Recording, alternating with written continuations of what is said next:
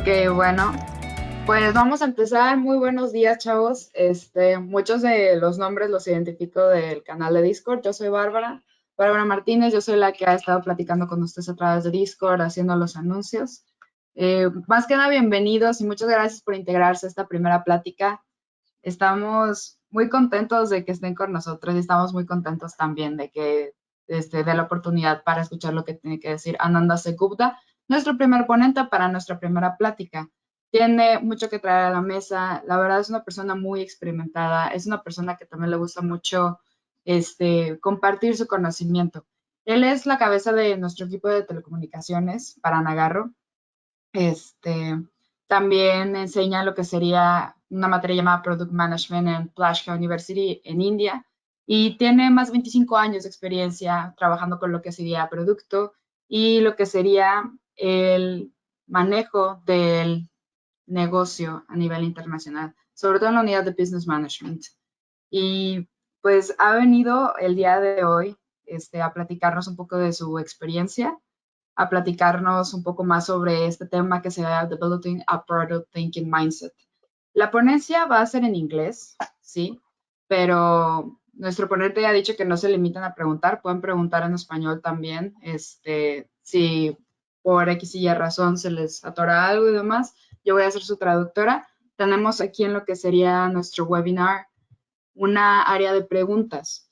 También nuestro ponente nos ha pedido que cada 10 minutos vamos a dar un espacio a preguntas, así que va a ser un poco más dinámico. Ustedes pueden ir pensando en preguntas, si tienen dudas a lo largo de toda la plática, lo pueden hacer. Nuevamente, muchísimas gracias por integrarse, chicos. En verdad estamos muy entusiasmados y pues nada, espero en verdad disfruten esto. So, Ananda, this is your turn to start. Please Sure. feel free to take the stage. All right. Thanks a lot, Barbara. I did get a little bit of the idea. I'm hoping you can see my presentation screen as well as I'm speaking. So Yes. as I'll just go a little slow initially so that we can have a lot more attendees come in. So I'll just, first I just wanted to talk a little bit about the topic. So why this is important at all? Why is developing a product thinking mindset at all important to all of us? So the fundamental thought process behind this is what we have seen and what we continue to see is we end up wasting a lot of effort in building things which finally don't get used. And you will realize that in the process of why that happens is often because we have not really thought through the whole aspect of how our customers are going to use our products or the things that we build. And in the process, we also find it a little unfortunate that then all of the effort, all of the great people who put the effort building it end up being dissatisfied and unhappy in the process of just doing something which never really worked. Now, I do agree that trying things out and testing things out is very important. But if we plan well, if we plan really well, then what will happen is we will get much better usage of everything that we build. So that's the basis of today's discussion of this topic today. Okay. So as was explained, my name is Ananda Sengupta. I actually lead the Telecom business unit in Nagarro. And as you would have already known probably about Nagarro, it's a very strong product engineering company. And that is one of the reasons why I wanted to also talk about this. So there's a story that I have to tell you on this. And this is very relevant for all of you students who are working on different thoughts, different ideas, and also come from different backgrounds. So maybe you come from the city or from different smaller parts of the country. And this story is about a person, his name is Sonam Wangchuk, who lived in a small place in India in the mountains. It is a beautiful place, but it has nothing else. It has very small towns, and it's in the northern part of India. Now, this area is called Ladakh region. One of the problems at that region about 10 years back was the pass percentage in grade 10 was only 5% of the class. And Sonam was one of the first persons to go to college from there. So it is a rare thing to go to college from there. That's the point. And for you to imagine that, you can imagine a small town in your country as well, where this would be a challenge. So what they realized once he went to college, and he came back and he was tutoring the students, teaching the class 9th, 10th students to practice for the exam when he was in college. And he said that that's how he funded a lot of his college expenses. But what he realized is this was a very difficult task. The real challenge was India's common language is Hindi, which was unknown to the people in Ladakh. They spoke a language called Ladakhi, which was very different. What in the process happened is they were trying to understand everything in a different language, and also the examples being shared in the textbooks were very different from what they saw in their world around them. I told you it's a very remote location. People from there don't even travel to other places in the country. So they did not even know the things that were being shown there. So what basically the students were asking for is teach us the way we learn. And this is a very important thing for all of us to understand. Many times we end up using products which are basically somebody designed it for somewhere or some other people, and we are forced to use it. So we never use it well enough, or we don't like it enough. But that's the whole point of the product. How can it be for the people it is being actually designed? So what he did was he really helped design a program. He talked to the village education committees. He created education committees in every village and to take ownership of the schools. And he helped create child-friendly way of rewriting the textbooks and publishing them in the language, local language, so that people could actually read them and study and understand them. So the impact of that, with the pass percentage in grade 10, rose from a mere 5% to 55% in 7 years. And today, about 10, 12 years, it's about 75% now. The point of this discussion is education and the books are also products. And if you design them rightly, then and only then, we will be able to understand, or the students can absorb the knowledge that's in them. So this is the fundamental approach of a product. So the main point is you have to design it for the people who are going to use it and who are going to get value out of it. And that's the point of a product. I'll pause. I'll also probably ask Barbara to mention that you can ask questions during this discussion throughout, and we will pause every 10 minutes to take questions or answer them. Barbara, do you want to translate? Sí. Como les mencioné también al principio, va a haber espacios para poder tomar preguntas. Igual tenemos el repositorio de preguntas aquí. Pueden hacerlo durante la plática y ya después de la primera pausa de los 10 minutos vamos a poder tomar esas preguntas. Pueden ser en español o en inglés, como quiera yo voy a traducirles de español. Y si hay necesidad también para ustedes que traduzca otra cosa, por favor háganmelo saber. Thank you, Barbara. All right. So let's look at product and its management and its process. So what is product in the modern context? So if you look at a PC that you're seeing up there, right? There's a Dell PC. So that's something that you're seeing, right?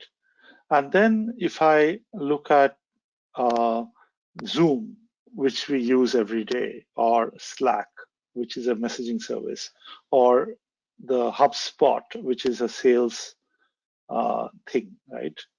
So all of these, so like Zoom or Slack, HubSpot, or a bank, or a service like a McKinsey service, like consulting. So these are different products, okay? Now, if you think of them that they're a service or a product, so when you look at a PC or a laptop, you say, okay, yes, I know this is a product. But the moment you look at a banking service, you wonder, is this a product anymore? And you think, okay, lending is a service, like, or banking is a service. But when you talk to the banks, they will say, they will talk about a banking product or a lending product or a mortgage product. Why do they say that? The point is, the product as a topic has changed over time. The way to think about product is actually something that has a set of features. They are all together, and that total number of features together is something that someone can use. So a lending product will come with its features of what is the interest rate, what is the amount that you're allowed to borrow, what is the criteria on which your borrowing will happen. That is, how much money do you have in the bank? What is your credit history that you need to have to be able to borrow? So there are rules that are there around that product, right? And so those are quite well defined and fixed. So it is not changing.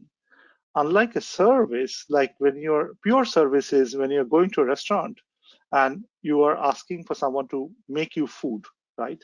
But there's a variety of things that they can do. They can change things in the middle of everything. So that's more a pure service. A product, however, is the actual product itself. So that's the difference between a product and a service. And if you think about that, a product today has become very mixed. Like Zoom is not something we can hold anymore, right? Zoom is, however, still a product because we use it as a software as a service model, but it is a software product finally, right? Its feature sets allow us to use it almost like a service, but it is a product. So today, a lot of the digital products are like that.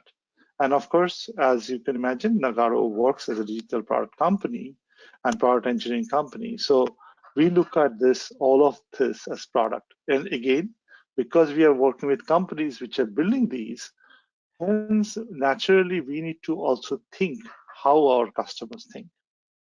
Okay. So I'm going to pause here and I'm going to run a poll, and maybe you can answer this question. So again, I will ask Barbara to help me. Barbara, I'm going to launch the poll, but if you can just explain what people have to do. They have to choose one of these choices. Ok, bueno, ahorita lo que nos acaban de explicar es que vamos a dar esta pequeña dinámica para poder entender un poquito más el contexto antes de una pausa de las preguntas. Así que en contexto de lo que nos acaban de explicar, Ananda, ¿quién sería el cliente? Por favor, contesten a lo que ustedes entiendan, a lo que han entendido, y así vamos a ir con lo que sería con estas preguntas o con estos pequeños quizzes. Cualquier cosa, seguimos al pendiente en el chat. And as people do that, can you also ask them to feel free to ask questions at this point?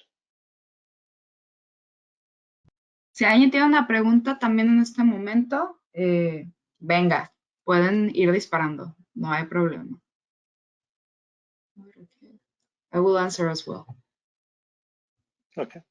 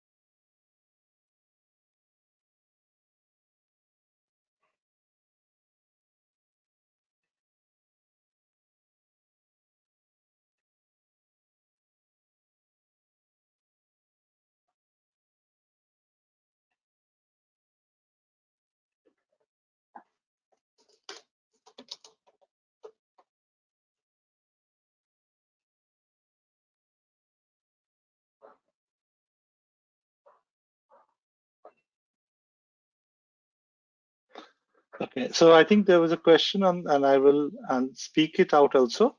The question was, if we are using Zoom, then we are the users. The answer is yes.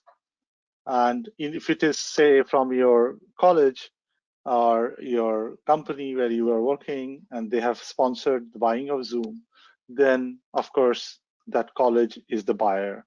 Or maybe someone's family member has bought it for them, then the family member is the buyer, while the person who is using Zoom is the user. Yes. Okay, I think we have got enough answers. We can close the poll for now.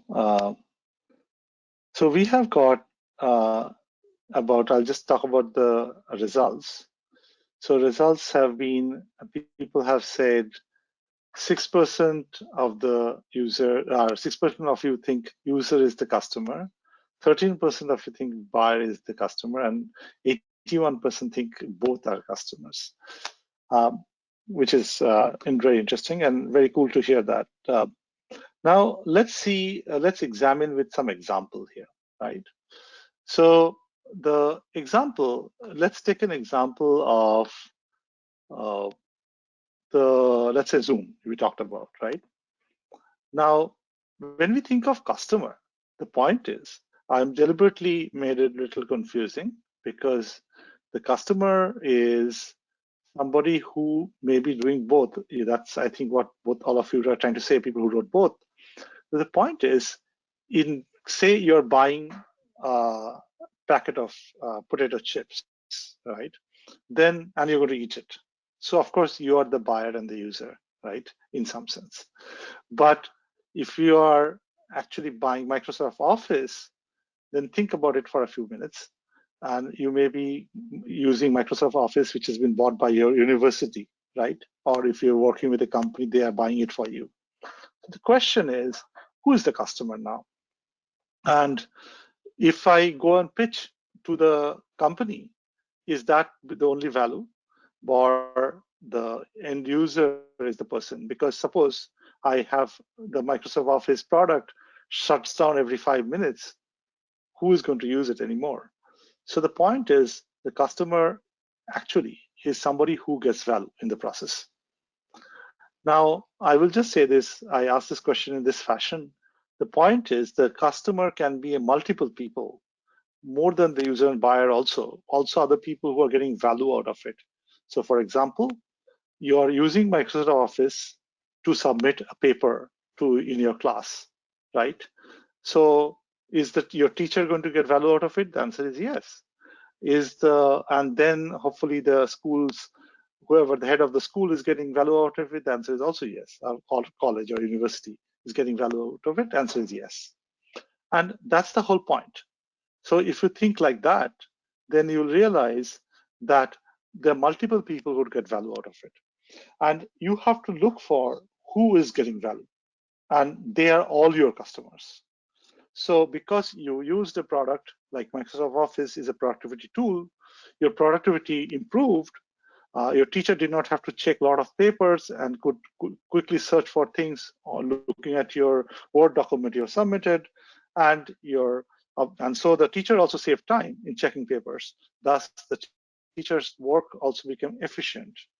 And if you think like that, then obviously because of that, the university got value because the teacher could spend more time researching for teaching better. So if you think like that, these are all the different things that give value to you, right? Or value to the different people, and hence the product is important. You have to track the usage of this across all of the people. So they are all customers of yours. Okay.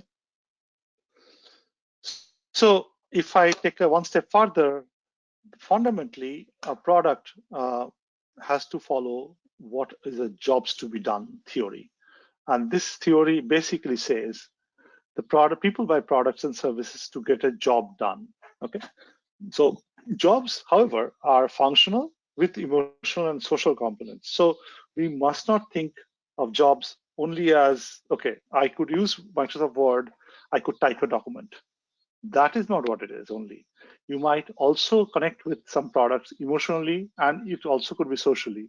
For example, iPhone. I mean, you use some of you will have iPhone, some of you will have Android phones, but some people have iPhone, sometimes have like, oh, you have an iPhone, I have an iPhone too. There's a social aspect of it. And sometimes you might really love your iPhone so much that you have emotional aspect of it. I'm not saying everybody loves their phones, but the point is they could be connected to it. And for example, when you ever think of the car model you want to buy, can you, if you don't mind, can you just put this on your chat window, or just put what car models you'll be interested in buying? Barbara, if you don't mind, just translating that. Yeah, sure. So, chavos, si podrían participar también en el chat, por favor, con lo que está pidiendo nuestro ponente. La participación también es muy importante en tanto a atender las pláticas. También con esto podrán atender puntos. Así que vamos, denle.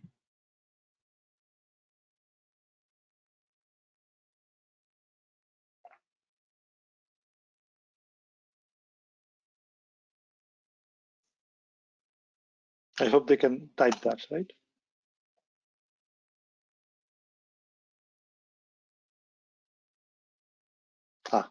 Ananda, could you repeat the question, please? Yeah, no, I'm saying people have started putting in the questions, which is fine. So somebody put Toyota Prius. That's great. Any more? Usen cualquier canal que les convenga mejor. Puede ser el de preguntas, el chat. Or the questions, wherever they're putting. It's fine. Okay.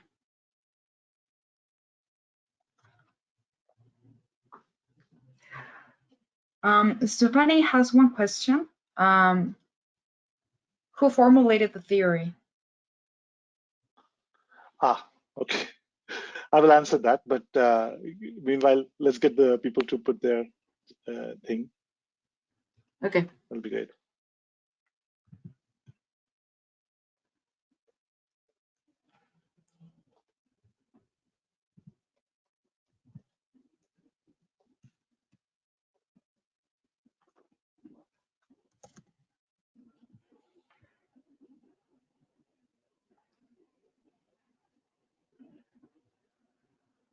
Can you repeat again the question so the people is getting also tuned in while we're asking?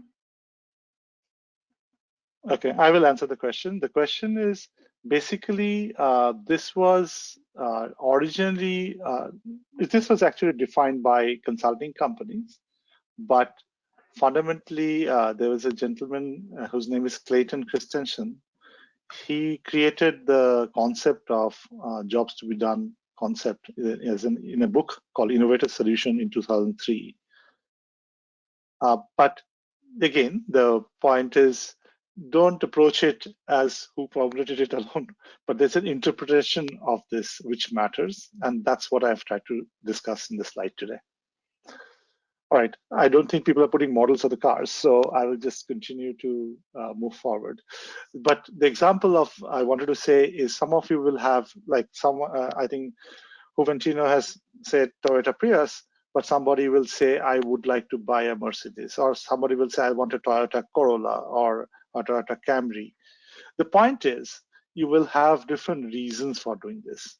And the reason behind that choice is because somewhere or the other, you have a fundamental thing you'll get attached to. Now, if you think of a car, the functional requirement of a car is simply going from point A to point B. So you want to drive from, let's say, your home to your office or your university or to a vacation spot, maybe to the mountains. But so that's just a function, right? So you could choose any car, right, for that purpose. But there's another reason. So you might say, I want to take a Prius because it saves energy and it's good for the environment. You might say, I want a Tesla because it does something else. So there could be different reasons to get attached to. So even if let's say all cars cost exactly the same amount of money, you'll still choose for different reasons. And that's where the emotional and social components come into play, right? The interesting thing about the jobs to be done theory is it is stable over time. It is also solution agnostic. And it has a deep understanding of the customer's job. If you understand that well, then your marketing will be more effective and innovation far more predictable. Why did I say that? Innovation far more predictable. It is because when you are really looking at cars, for example, and I'm deliberately using that, is why did Tesla go and innovate on this electric car, right? Because they said, we understand that you want to go from one place to another, but we also understand we want to do it more efficiently. We want to do it with less gas usage. So these are different parts of the job, right? There's also functionality there. And so they could think that, oh, since I know this is what people want, we want to reduce gas usage. So what is the best way we can do that? Now, I'm not saying electric is the best replacement yet for gas, and the car cost is too high at this point of time still. But the point is, you can actually now say, I can innovate because I understand what the customer really wants. And that's the job I need to solve, right? So this is an important aspect of the point. So to be understand the theory is really interesting from that perspective, okay? The next question you have to ask yourself when you are designing a product or thinking like a product way, that is it of value to the customer? Okay, and what is the value? So let's deal with the first two questions in the beginning. So the question is, if you look at, is it of value to the customer, right? So I'm going to make, let's say, a new type of paper, okay? So my question becomes like, is it of value to the customer, first of all? And what is the value? So let's say I'm going to make a beautiful type of paper where you can write and automatically the paper transmits it to, let's say, your computer, just for discussion, okay? That's possible. And that's just special kind of technology that I'm using. And then when I put it in front of a screen, automatically it gets captured. So is this of value to a customer who is using it? So the answer is normally yes. But let's say none of you ever use paper to write notes, okay? You'd never use a paper normally. Then is there a value to creating this new type of paper? The answer is no, right? So it's important to appreciate what is the value. Now, I have put the example of Zoom here. So let's look at that and examine that product, right? So is Zoom, when it came out, was it of value to the customer? Or let's say the Zoom people are sitting, all the people who are making Zoom are sitting down and thinking, is it of value to the customer? So the answer became quickly yes, because they said people need an easy to use video conferencing solution where they will not need to do a lot of licensing. They will first start using it and they feel good about it. So if you think of it, Zoom took off when the COVID problem became very big. Why? Because anyone across our family members could use Zoom easily. So they just made usage of Zoom so easy. Today we are using this webinar concept, this GoToMeeting. This also existed in the market, and this was a very good corporate product. But Zoom allowed people to just join easily, and their application, the whole app was very easy to use. They focused on that. Then they also focused on scalability in terms of that a lot of people can use it at the same time. It will not fail easily. Okay, but there's a process of this. Now, so was it giving value? The answer is yes. Suddenly, your grandmother could get on a call with you from a remote location, and with very little bandwidth or normal bandwidth, you could use it more easily. It was obviously being very, very efficient. So there was a lot of value, right? The real value was ability to communicate easily. Now, so far so good. But then the third question comes in, does solving the problem cause harm? Now, Zoom also led to some other problems. Zoom did not focus on security aspect initially, okay? So there was no password. You could just join Zoom anytime from any point of view, part of the world. So a lot of people exploited that. Randomly, people would join the Zoom by finding or hacking into somebody's account, or not account, hacking into the call just by typing in trying out different meeting IDs. And then they started the concept of Zoom bombing, where people would just come in and actually just show wrong things on the screen, or they would just start talking and participating without other people wanting them to be there. So did solving the problem without that particular security feature cause harm? The answer is yes. So much so the US government said, we are not going to let anyone in the government offices use Zoom. Lots of companies did the same. They banned Zoom from their offices till Zoom, after about 9 months, fixed that problem. And suddenly they put password in, they put a lot of security aspects in, and then the value again went up for the customer. So the point is the problem worth solving in the context of Zoom? The answer is obviously yes. Was it of value? The answer is yes. But if you don't do it right, the answer then become no very quickly as well. So you have to be very cautious. And the second thing is you have to have metrics for all of these. So you have to know that whatever I'm doing is measurable, which means I will be able to know at the end of it that does this work and what is the value we are getting. We have to put a number on it, right? You are going to say that this number shows you that exactly what has been achieved. You cannot just say, okay, this is a great value. What does great mean? So Zoom would have had to do that analysis saying that, okay, I am adding 10,000 customers a day. And so that's why this is clearly of value to people. If it, however, was only 5, then that's the metric that shows no, nobody cares about Zoom and nobody is using it. So we may as well shut it down. So this is the important way of thinking about the problem worth solving or not, right? So that's the way to think about this problem. I'm going to pause now and I'll take a 1-minute break in terms of waiting for questions. Barbara, do you want to just ask people to ask any questions at this point? Or comments? Chavos, ¿hay comentarios, por favor? ¿Alguna observación? Participen, por favor.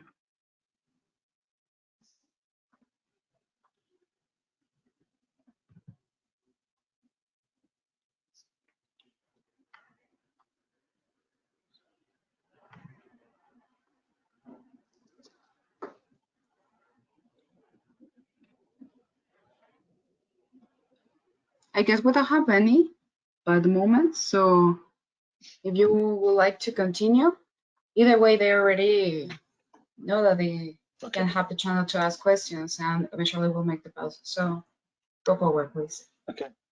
I will continue, but please go ahead and maybe type this same thing in the chat so that sometimes people don't look at it. Okay. There are questions. Hang on. There's quite a few questions.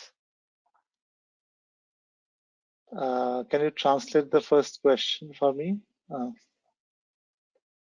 Barbara? Sure. Do you believe that Zoom should have waited to be launched to the public until it has reviewed its security problems or issues? Okay, understood. The answer to that question is no, necessarily. However, they should have warned people. They should have said, please note, this has certain gaps. And you have to tell them the responsibility of the company is to inform what they don't do as much as what they do. So this is the important aspect that you have to approach when you're designing a product. You have to have lists of things that it does, of course, is your feature list, but you also must inform what you do not do well, because then the customer will use it rightly. So if they're aware of it, then they would probably have done something else. They will look for people joining and things like that. So that's the example. So I don't think they should have waited, because otherwise, how will they get tested? That, okay, if say 100 people join, does it fail? They can't test, right? So they want to go out there. The next question was, the customer then was the company. The answer is no, the company is not the customer. The users are as much important as customers. So, for example, you may give the example of Microsoft Office. The question is, well, you have to look at the end user, which could be you and me, who is using Microsoft Office, is as much a customer. Because and I said that obviously, if the customer, you and I don't use it, then there's of no value to the person who then does not get the efficiency. So the company doesn't get any value. So point is, we are as much the customer as the company is. So that's how it is. Okay, the other question asked was, I'm actually using Google Translate to understand this, so please bear with me as well. Yeah, so question was, Zoom did not think about it before the security issue. Is that it was something new? The answer is no, it was not new at all. In fact, all of the GoToMeeting and all of these are very strict about security. So right now, if you did not get the invite, you could not have joined, and you had to pre-register to join. That's what Zoom did not have. Now, while it is very easy then for anyone to use, which was the great part of it, if you don't give that support for security, then obviously it's a problem. So it was not new, they just didn't do it. Okay, next question is, how could you create a measurable way to find out if the product is solving the problem? Excellent question. So just think about that carefully. So there are a variety of ways to test it. So let's take examples. So if you think of a car, and I had said that there are 2-3 aspects of a product, right? So that point of the value has to be clear. One is obviously the car has to work well enough to take you from point A to point B, but you might say, I want the car to last 5 years. So that's a measure. Did it last 5 years? Or let's take an easier example. I'm going to, let's say, anything. So let's take a food, right?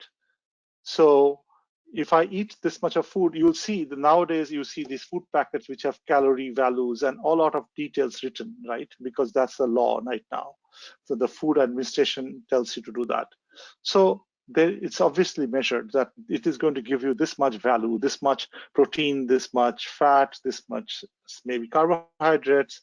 So there is a measure. So in every situation, a product, you can put a measure on a value. So now let's think of a mobile application. So mobile application, look and feel has a big impact. So let's say I pressed a button and it takes just 5 seconds for it to respond, then there's a problem. So that's a responsiveness of a product, right? So that is a measure. So I want it under, say 100 milliseconds. That could be an example. So then that's a measure. So in every situation, every product has a measure. So there's no product that has no measure. But feel free to send me an example on the chat and I can look up, I can respond in that context of the product. Okay, next question. Okay, great question. It could be said that this is partly why there's an importance of beta programs. The answer is absolutely yes. The beta program does give a big value of finding out. Now, I'm also going to say maybe the Zoom creators knew about this problem and did not care. Maybe they did run beta programs, observed this problem and said, it doesn't matter, let me throw it out. Now, people started using Zoom maybe more because COVID happened. So that's why this problem became more important very fast. But maybe nobody would have cared earlier. And those hackers also may not have cared about Zoom so far. But only when hundreds of people, thousands of people started using Zoom, say suddenly they become important. So that's all. But the point is, beta programs are absolutely important to know if you can take something to the market. Rodrigo is asking, when can I write the question? Wherever you're writing the question is the right place you're writing the question. So just ask the question right wherever you did. Okay. So the next question is, what is your opinion on the growing amount of streaming services? The original value was to provide access to TV shows and movies, but now with so many different platforms, some argue that instead of solving a problem, it creates. Do I agree? Excellent. The answer is very honestly, I don't think it's a problem. So the point is, just like when you started your life, I don't know whichever year you were born, there was a certain number of TV channels. Let's say when I was there in my early childhood, there were probably 5 TV channels. Okay, and then now we have few hundred, like maybe 500 TV channels. Let's say, and globally, if you think there could be thousands, right? So it's the same thing, right? So can I have more platforms? The answer is yes. But will many people use the platform is the genuine question. So finally, people use YouTube as a big platform. Now you have other more interesting social media channels. Like, of course, I'm sure you have used Snapchat. Now you have probably used Instagram. So there are lots of channels. And then you have got Clubhouse. You are going to get Facebook, Audio Room. So this is all different channels. And it creates a problem perhaps for the consumer saying that, oh, I have to have an app for every channel. And that is painful, admitted. But what happens is with time, it also reduces, right? You look at a certain number of things only. And it, on the other hand, it also allows you to have your own social groups. So there are different people who consume different channels. If I watch CNN, for example, as a news channel, you may be watching something else, or you're watching ESPN and I'm watching something else. So you can create social groups. So I don't think look at it as a problem. It is something that just happens. Of course, it has to solve a purpose for you. All right. Thanks a lot for the questions. Actually, it becomes much more interesting. All right, great. I'm going to continue further. So one important aspect of finding out value, sorry, I just jumped to something. Let me just quickly check. Yeah. Of finding out what we should be doing, the only way to do that is to talk to customers. And this is even before you have a beta product. So the live product, the prototype you're seeing in this list is the first beta product, right? The prototype you're building and sharing with some people to check. And the live product, you might do beta testing. So prototype has alpha, beta phases, and live product will also might have beta testing, right? The point is, still it's in your mind and you're thinking about something, it's what we call fantasy. Fantasy is not a bad thing. Fantasy is a good thing. I'm saying you're dreaming of what it is going to be, right? It's like fiction, like science fiction movies you must have watched or read books about. It's like that. It's fiction. It's not a real, right? But the moment you start talking to somebody and say, hey, I'm thinking of this, then your truth of learning starts, right? Then you put it on a piece of paper. You might draw out some wireframes for the user interface. You might also actually maybe do a check with everybody and seeing how it looks like and feels like. Those things all become important, right? And these steps are important in the way of learning. And then you start creating a software. You are probably going to create a prototype, which you're going to test with few people who will test it out and say, no, I want it to look and feel this way. I want you to have this functionality and all of that, right? So in the process, what will happen is you will get more feedback and your learning is only going up. Finally, when you're a live product in the market, then you really know what's happening. And that's the whole point. So till that it's in the market fully, at least at the beta stage, you don't get the full learning. And this is the point of talking to customers. So you have to really talk to customers to understand what is it they genuinely want. Okay. And this point of again talking about all this is, think of the flow of this conversation, which I've been trying to explain to you. This product thinking is about first understanding what a product is, who my customer is, then understanding what they are looking for. Is it going to be of value? And then to find all of this, you have to be talking to the customers a lot and going through multiple steps. And that's the rigor you have to go through for your product thinking mindset. You should not just think yourself. Now, the next question that comes once you have done all of this, right? And you now are ready to build something, okay? So now you want to know, can I do it, right? So this is obviously the V here looks at a company. So first two questions are very important. Can the product be built?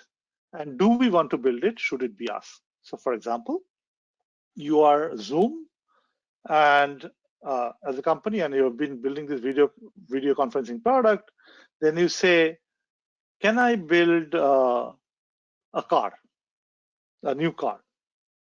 So does the company have any expertise on that? The answer is no. So should it be them? The answer is no. So it's important to appreciate that. However, you can also say, I'm building Zoom, and after this, I really understand how people like to interact with video conferencing. So I'm going to have some cool way of video notes taking, like somebody will in the process of speaking, and I can search and find out what is the right notes that I need to read from a full lecture. Okay, so maybe there's a 1 hour lecture like this conversation we're having, and you say, you know what, I think only about 25 minutes of that was useful. The other 35 minutes was not really interesting because the person was just talking about his stories, which I don't care about. Now, can I do that? So Zoom can say, since I already do all this, the recording, and I know what people want, how people use it, so I can create this add-on product, right? So the answer is yes. Then it is interesting because they already have the entry, they have the market, they know what customers want, they're listening to feedback, and now they can create a side product which adds on to Zoom, a feature, special feature, which is a recording and transcribing and maybe a distilling product, distilling the notes and saying this is the best, most important part of the knowledge that I want to get. So that's why the product case, you have to really think through this process, right? So first you have done the old interaction with your customer, and then you're coming back and saying, how do I do it? What should I be building based on that? Should it be us? Then the question becomes more important. The next of the set of questions, these are more internal questions. Can I build it? Can I market it? Can I sell it? Can I support it? And what is the total cost of all this? Because that total cost, because I will not be earning money when I'm building the product, right? So there's going to be a lot of cost in the process of taking something to the market, right? So I need to know, can I afford it, right? So if the answer to all of that is yes, only then next question is what will it take, which means, okay, do I need to hire 15 programmers? Do I need to hire one marketing person? Do I need to hire one salesperson? So all of that, right? What will it take? When I know that I have the money in the bank to do all of this, okay, so now let's discuss how are we going to go about it, right? So this is a very important aspect on product thinking as well. So you have to have the internal discussion saying that, can I do it? So as I said, so V is in the company sense, I could be you. You might be a software developer who wants to build a brand new product and take it to market, which is interesting, right? So that's why it's very important. I'll pause again for any questions. Again, I'll wait for 1 minute. Barbara, can you just help me out? Sure, I'm reviewing the questions.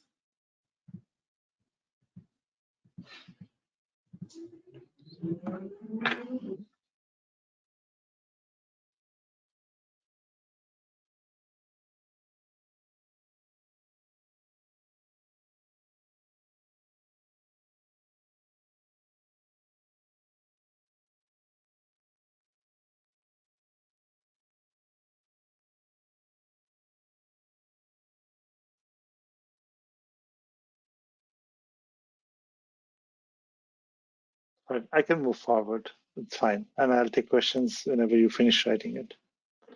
Sure thing.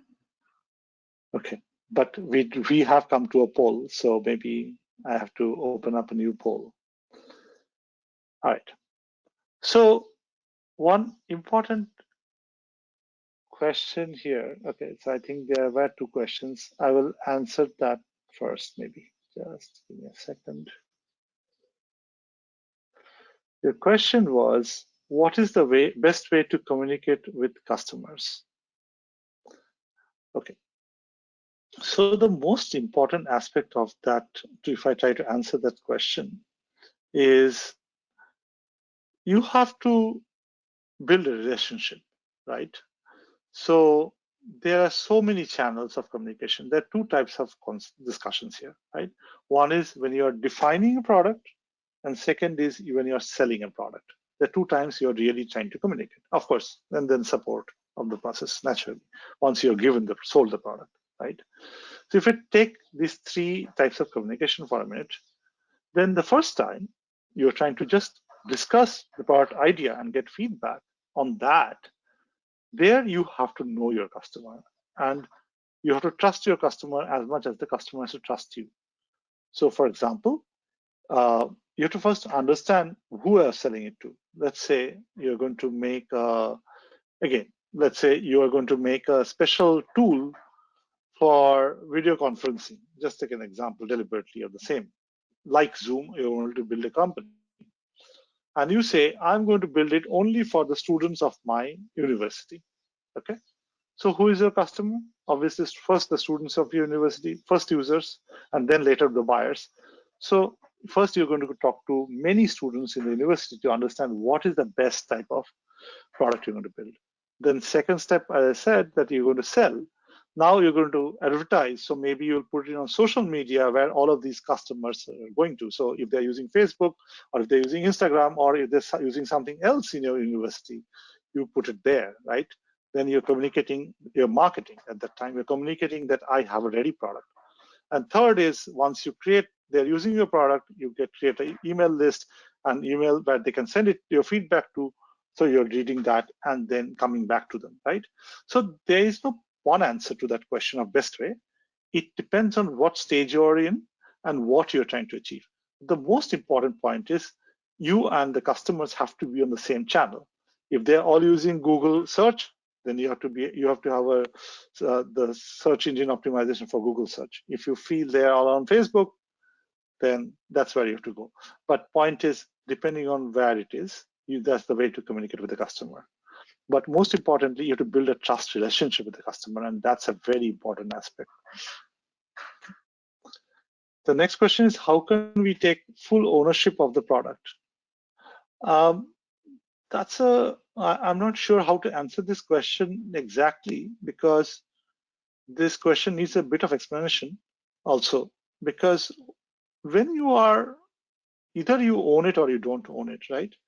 So if you're a product manager or a product designer, you naturally will take full ownership of the product because you are the one who's designing it or who is defining it and then building it, right? You're the sponsor.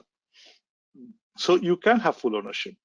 So whether you're working for a company, doing it inside a company, or you're doing a company of your own, you still have ownership because you have what I call a responsibility of the product. And hence ownership is a natural aspect of that. Okay.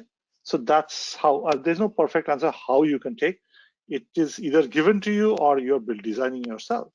So either you have thought of the idea, present it to some senior person, and they have agreed to give you the ownership, then fine. Or you're starting your own company, of course, then you have the full ownership yourself. If that answers your question, fine. Otherwise, you can always ask a follow-up question. Okay. So I have a question now for you, which is, this is the minimum viable product. Okay. So whenever you are first time you are building a product, you want to build one version of it which makes sense, okay, to people, right? And then that's the beta testing or the prototype. That's what we are talking about a little bit. But also minimum viable product is something that was built so that people can use it fully, right? So Zoom is an example again. As it existed, to me, it felt like a minimum viable product. But suddenly, a lot of people started using it. They didn't expect that, maybe. And so they had to scramble at this point of time, right? So as a result, they became some problematic situation. But let's say you are going to build a minimum viable product. Think of any product that you want to build, okay, in all of it. Just answer this question. Which of the features do you think you will focus on?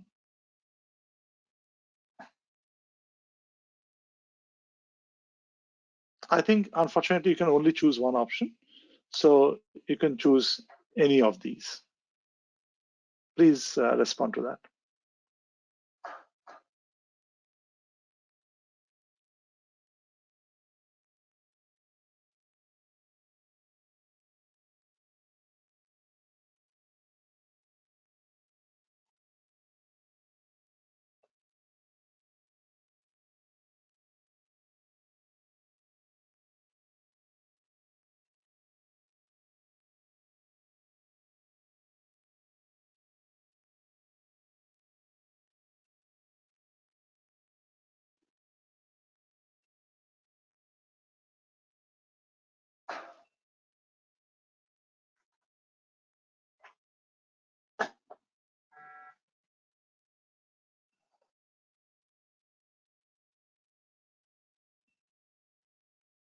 Okay, I will pause now,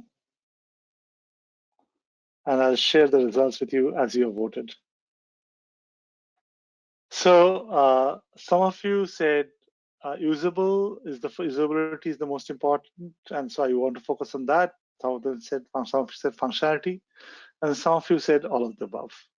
Of course, majority said all of the above. So I will have to say the majority is correct in this one, and I'll tell you why. And the interesting thing is, you actually have to create a slice across it all, obviously. And why it becomes obvious is absolutely usability and functionality are a crucial part of it. And look at the diagram I have drawn. I have drawn it a little bit like that, strangely, saying functionality is on the bottom, because without functionality, you don't talk about reliability, because without those two, you don't talk about usability and then emotional design. But it is not true that it has to be this order, right? So I'll give you an example here. Like if you think of a car engine, okay? Now, somebody who's designing a car engine may or may not care about how it looks, but may care about does it work extremely well, right? And reliably and usably, used perfectly. So maybe they'll not focus so much on the emotional design aspect. They will look more about this is the space I have, and that's where this car engine is to go in. So that's all I care about, right? So it's not about emotional design. However, if you're building a Maserati, which is a handmade product, then they might focus a lot on the emotional design also, saying that people will look at the engine more than drive the car. So it is more interesting to design it that way. Point is, that depends on the product, right? And so it could be the flip side also. So maybe functionality is less important. For example, when iPhone came out the first time, right? iPod was simply a storage device, right? And it had usability, incredibly good usability.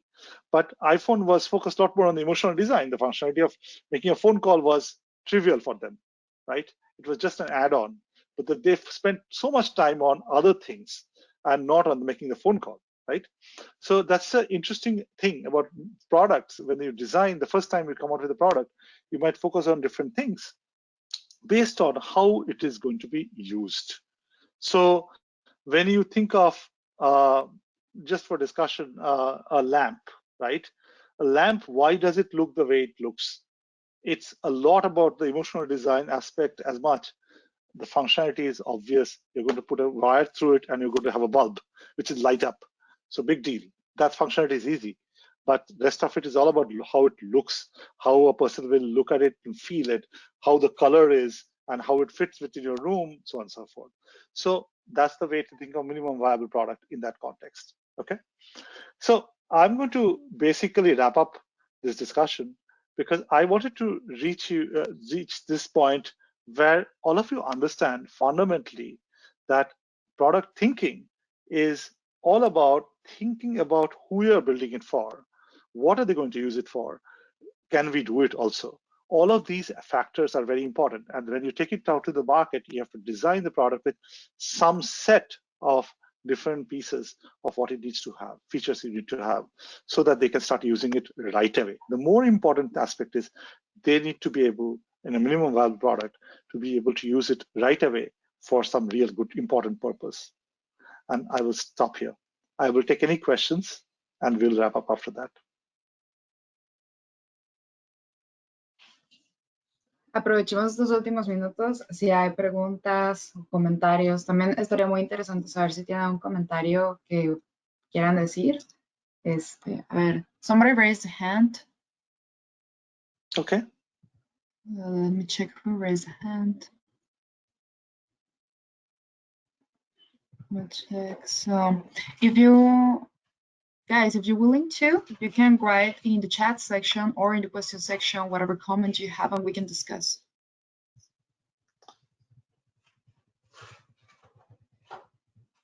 So,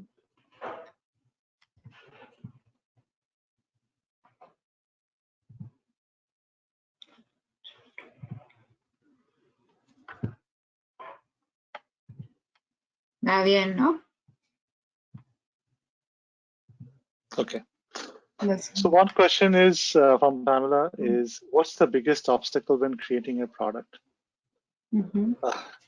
So there's no biggest obstacle. There are lots of obstacles, right?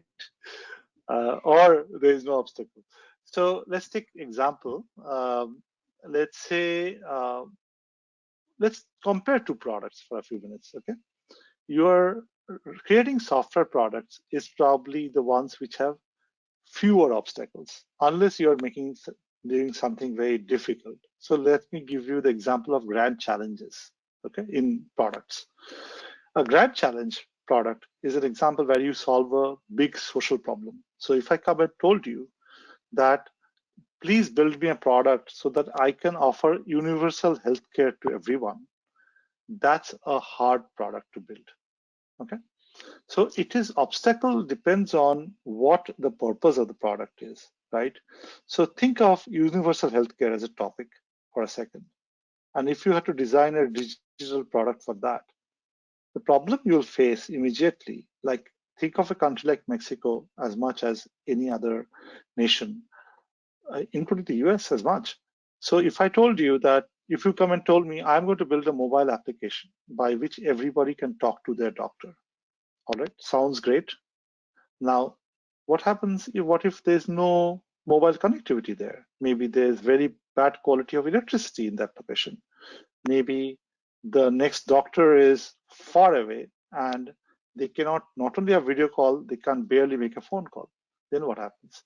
So the problem is you can't solve the problem easily. That's the real challenge, right? And that's why it's a grand challenge. So if you think like that, the obstacle is that in that example. However, the real obstacle, by the way, is yourself. I will tell you, if you believe truly that you can build something, you can. And I have, my experience tells me that this is what happens a lot, that we think that we can't do it, or we believe there are obstacles and that we will not be able to do it. So the answer is probably it's not true. So how do you solve that? You solve that by having a group of experts with you. So there's no way an individual, an entrepreneur, a product manager, or any engineer knows everything, right? You cannot know. What do you need to be able to do in that case? You need to have the interest and attitude to learn. And second, find the right people to ask questions or learn from, right? So either it's a book or an article or something else, a paper, a blog, or whatever, a webinar, or whatever it is, or an expert who knows that area. So as long as you're willing to ask that question, build the relationship, get the information and apply it, so you have to have that. I think that's the obstacle that most people face.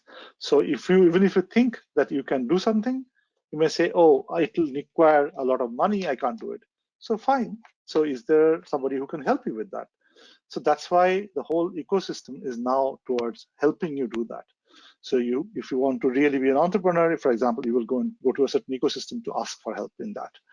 Main point is willingness to ask for help and learn so that you can then apply it back. That's all. So for every product, there is an aspect of that. Unless it's a grand challenge, when the product itself is very hard, then it's a different discussion. Then just because you have help will not solve it, because there are other factors that matter in it.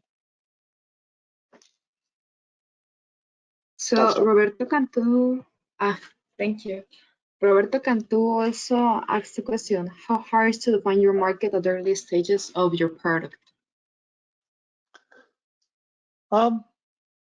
So the answer to that is, I will not say it's hard. The reason is you don't build a product and then define your market, right? You build a product because somebody needs it. Now think of the jobs to be done theory for a few seconds, that slide I showed. If that product does a particular job for a particular set of customers, then you have your market, right? So that's the most important thing. I don't think it's hard to define. I think if you are thinking of a product, you're thinking because of some reason. If you, however, say that I want to, because for myself, just want the water to come from the kitchen to my room, then you're building it only for yourself because it's my kitchen, my room, right? So then that's very hard because your market doesn't exist actually except for yourself.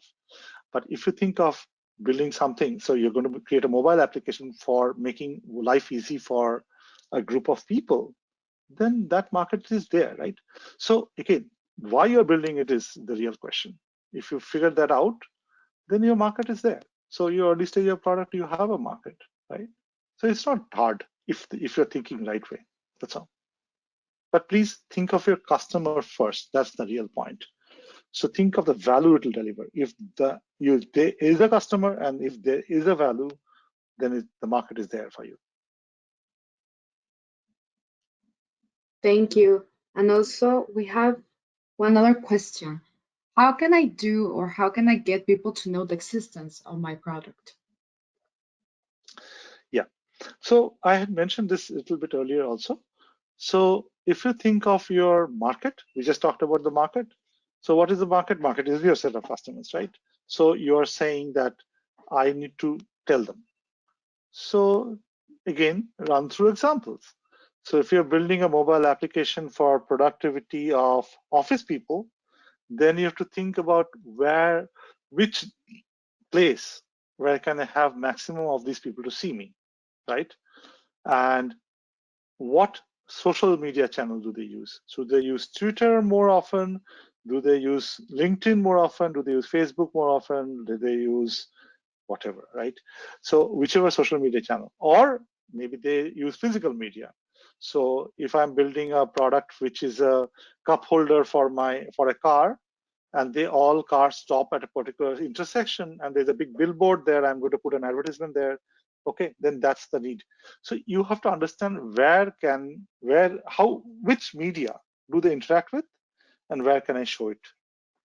And depending on the market you're trying to reach, it matters. So for example, if you're selling it to office people, then you have to visit the office and you have to sell there. If they are on social media where they are interacting, then that's where you go. So you have to define it based on what the problem you're trying to solve and what product we are discussing. So that's the only way to think about it. So then you can reach them. Thank you. And I think this will be the last question since we extended a little bit more. So Mariana is asking, do you agree the majority of the errors come from layer 8, the user? Okay. If yes, how can we change the society perspective to reduce this? Again, example driven, but I will accept your statement first of all, that or the majority of errors comes from the user. I don't agree though. The majority of error comes in the design, in my opinion. What I mean by that is, when you think of a product, you have to think how it is going to be used, and badly or well, you have to think about it. So a very bad example is the nuclear fission, right? Nuclear fission was designed for a purpose of energy originally, but it was used to build a bomb. So the user chose to use it badly, right? So designers sometimes has to think about that, and there are ways to address this also. But certain things are not under your control, certain things are, of course. So surely somebody who is sponsoring that research controls that process. But if you are thinking of a new idea by yourself and you're not working for a company or an organization, then you have to think and design a product a way that the users cannot have that many errors. And rest, if you're saying that they did not learn it properly, so they're using it badly or wrongly, then that also is on you. Is you have to figure out what is the training process. Can I make it so easy to use that they cannot have errors? Again, the example of Zoom is interesting because Zoom suddenly was used by everybody from children to adults, right? So clearly it was very easy to use. So errors did not come from that. Errors were done by bad hackers who hacked into a network. So it's not really from the user. So you have to protect in that situation. So there's a way to change it, but I will not say it's only on the society. It's on the designer also. Okay, thank you. So, yeah, she already answered. Thank you. So, All right, great. thank you so much, Ananda, for this talk. It was really interesting about how to get in, in the full mindset of developing a product, and the real challenges that it faces, not only getting used with the customer, but also the full developing of it. And I also want to thank all the participants and above all for your help on all the information. Thank you so much for giving the time. Chicos, muchas gracias por asistir a esta plática, por venir a este primer encuentro de Hackathon. En verdad se aprecia bastante. CrackACode se hizo para ustedes y se hizo con el principio o con el fundamento de que ustedes se desarrollen en diferentes aspectos, pero que también ustedes tengan estos conocimientos por parte de expertos. Si pueden en los mensajes o demás, pues demos gracias también a Ananda por darnos el tiempo. Y muchísimas gracias, en verdad no puedo enfatizarlo lo suficiente, cómo estamos agradecida por la buena respuesta que tuvimos ante esto. Primero, espero poder seguir interactuando más con ustedes en lo que sería Discord. Aquí vamos a tener muchísimas más cosas viniendo, se los haré llegar, estaré bombardeando información en cuanto antes. Y pues nada, muchísimas gracias por venir. Y pues nada, bonito fin de semana. Ananda, once again, thank you so much. Have a nice weekend, and thank you. For real, thank you so much for this information. Bye-bye. Take care, you all.